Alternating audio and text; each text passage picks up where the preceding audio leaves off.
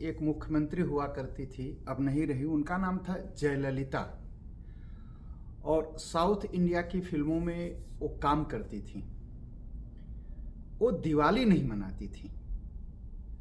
दिवाली नहीं मनाती थी तो बड़ी चर्चा होती थी कि ये दिवाली क्यों नहीं मनाती हैं। तो आज उसकी बात हम बताते हैं, वो क्यों नहीं मनाती थी। एक राक्षस पैदा हुआ था जिसका नाम था टीपू सुल्तान, जो अपने आप को इस्लाम का रक्षक और इस्लाम का बहुत बड़ा प्रचारक अपने आप को मानता था। टीपू सुल्तान नाम था उसका। ये घटना है सिर्फ 1790 की। उस दिन नरक चतुर्दशी थी और रात्रि का समय था, और टीपू सुल्तान नरक चतुर्दशी की मध्य रात्रि में वो टीपू सुल्तान ने क्या किया, अपने कुछ जो बहुत ही क्रूर और अत्याचारी सैनिक थे उनको लेकर के मेलकोट एक जगह है साउथ इंडिया में, वहां पर एक मंदिर है जो चेलुवरैया स्वामी के मंदिर में घुसता है। और नरक चतुर्दशी के दिन उस मंदिर में बहुत बड़ा त्योहार होता था, और मंदिर के अंदर लगभग 1000 भक्त वहां बैठ करके अपना भजन कीर्तन और जो उनकी परंपरा थी नरक चतुर्दशी के दिन करते थे, तैयारी करते थे, पूजा करते थे। टीपू सुल्तान ने रात में आकर के जो है सेना के साथ मंदिर को चारों तरफ से घेर लिया और दरवाजे बंद कर दिए, और उसमें से 1000 लोगों में से 800 लोगों का सिर ऐसे काट दिया उसने, और कहा ये इस्लाम के नाम पर कर रहा है। नरसंहार किया, पूरा नरसंहार किया। उसमें बच्चों को, औरतों को, जो छोटे छोटे बच्चे थे सबको काट दिया उसने।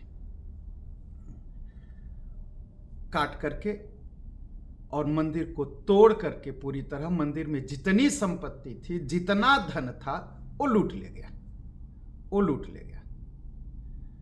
और इतना धन था उस मंदिर में कि 26 हाथी लगभग और 180 घोड़ों के ऊपर लाद करके रख करके वो धन ले जा पाया, और 3 दिन लगे उस मंदिर का धन लूटने में। इतना धन था उस मंदिर में। और इसी कारण से वहां के जो कई परिवार हैं उनको अयंगर कहते हैं, मांड्यम अयंगर कहते हैं। और उसी की याद में, उस दुख भरी रात की याद में, जो अयंगर समुदाय है वहां आसपास, वो आज भी दिवाली नहीं मनाते। तो जयललिता भी उसी अयंगर समुदाय से थी, तो इसलिए जयललिता भी दिवाली नहीं मनाती थी, क्योंकि जयललिता के जो परिवार के लोग थे उसमें मारे गए थे। आज तक ये बात है 1700 के आसपास, 1700 के आसपास, 1790 की बात है ये। तो जयललिता के परिवार के भी लोग मारे गए थे, इसलिए जयललिता भी उन लोगों की याद में दिवाली नहीं मनाती थी। और टीपू सुल्तान जो भारत के हम कहें जो हिस्टोरियन कहिए, लेकिन मैं उनको हिस्टीरिया से ग्रस्त लोग हैं जो इतिहास लिखे भारत का इतिहास लिखने वाले 3 लोग थे। या तो क्रिश्चियन थे, या मुस्लिम थे, या कम्युनिस्ट। तो मैं इनको एक नाम देता हूं, कुरानिक, क्रिश्चियन और कम्युनिस्ट। ये 3 जो तरह के लोग थे, इन्होंने भारत का इतिहास लिखा, और भारत के इतिहास को इतना गंदा लिखा कि दिखाया कि जो बाहर से आए वो बड़े अच्छे थे, और भारत के जो मूल निवासी थे वो गंदे थे। ऐसा उन्होंने लिखा इतिहास में, तीनों लोगों ने। और कुछ पत्रकार कम, पत्तल चाट ज्यादा थे। तो ये पत्तल चाट रूपी पत्रकार इन बातों को फैलाए, संसार को बताए, हाँ टीपू बहुत अच्छा था, टीपू बहुत धर्म का काम किया। ऐसा कुछ नहीं था। और ऐसे अत्याचारी टीपू का जन्मदिन कांग्रेस मनाती थी। ये तो भारत का सौभाग्य है कि आज बीजेपी का शासन है, भारतीय जनता पार्टी का शासन है और जनता जगी हुई है। और जनता के जगने के नाते अब किसी की हिम्मत नहीं पड़ती है। तो टीपू सुल्तान एक राक्षस था, पूरी तरह से राक्षस था, जिसने बहुत सारे हिंदुओं को मारा।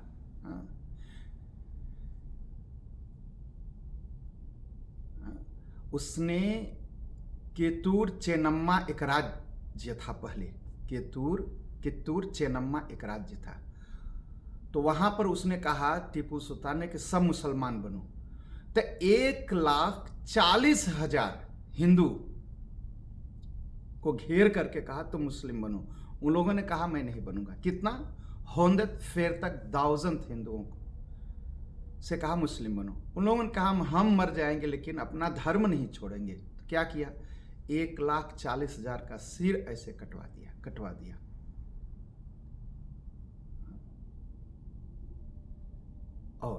और कितनी कितनी कहानियां मैं आपको बताऊं उसकी।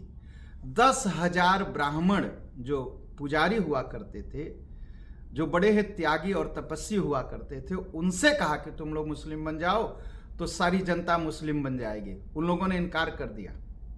जब इनकार कर दिया तो जबरदस्ती उन सब का खतना करा दिया और वो मर गए, बेचारे वो मर गए।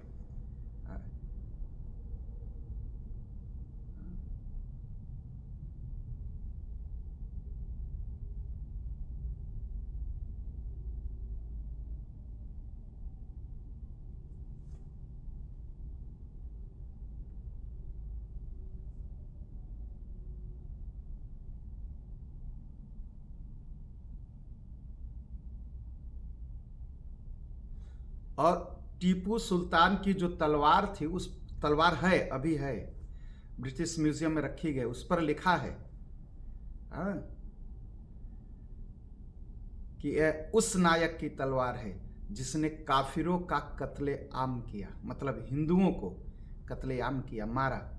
तो ऐसे टीपू सुल्तान का जन्मदिन कांग्रेस की सरकार आयोजित करती है और उसे एक नायक, एक बहुत बड़ा हीरो की तरह प्रकट करती है, दिखाना चाहती है। तो एक जो पत्तलकार हमारे पत्रकार हैं, इनसे भी प्रार्थना है ये पत्तलकारी छोड़ दें और ये आराम से शुद्ध पत्रकारिता करें और समाज को अच्छी चीजें बताएं और सत्य घटनाएं बताएं। और ये झूठी मूठी बातें, और जो इतिहासकार हैं वो भी सच्ची घटनाएं लिखें। और सच्चाई से ना, सच्चाई से ही रक्षा होगा समाज की, झूठ से नहीं। तो इसलिए अच्छा लिखिए और सत्य लिखिए। और सत्य दर्शन टीवी इसीलिए काम करती है कि समाज के सामने सत्य आए। तो हमारे बहुत से हिंदू भाई बहन आज तक अपने पूर्वजों की याद में दिवाली नहीं मनाते, बेचारे दिवाली नहीं मनाते हैं।